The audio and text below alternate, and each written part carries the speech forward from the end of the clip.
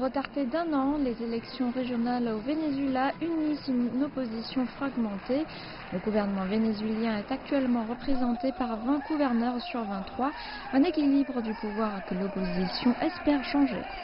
Les électeurs ont été galvanisés par l'écrasante crise économique et une récente analyse sur ce que pensent les électeurs suggère que l'opposition pourrait remporter plus de 2/3 de vote dans ces élections régionales, tandis que le gouvernement ne représenterait qu'un tiers.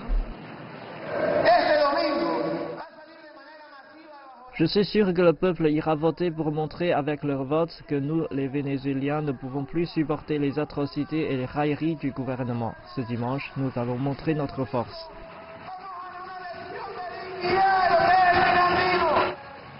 Les leaders de l'opposition dénoncent déjà des irrégularités électorales.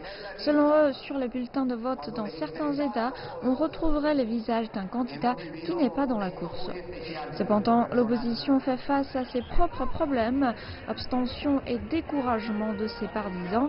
Les membres du mouvement de résistance disent qu'ils ne voteront pas dans des élections inutiles.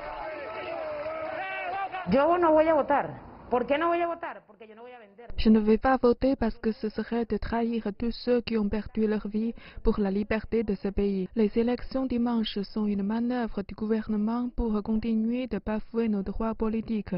C'est pourquoi je demande au peuple de ne pas aller voter.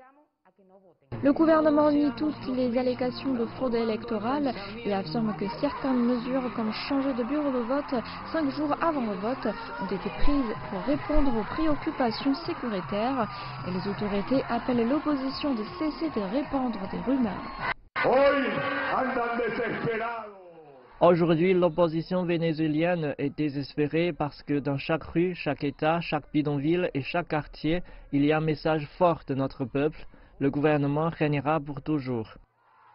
Le président Nicolás Maduro affirme que peu importe le gagnant, chaque gouverneur devra se soumettre au nouveau cadre constitutionnel. Une assemblée constituante contrôlée par le gouvernement, un organe gouvernemental controversé qui détient un grand pouvoir pour faire avancer l'agenda du parti au pouvoir.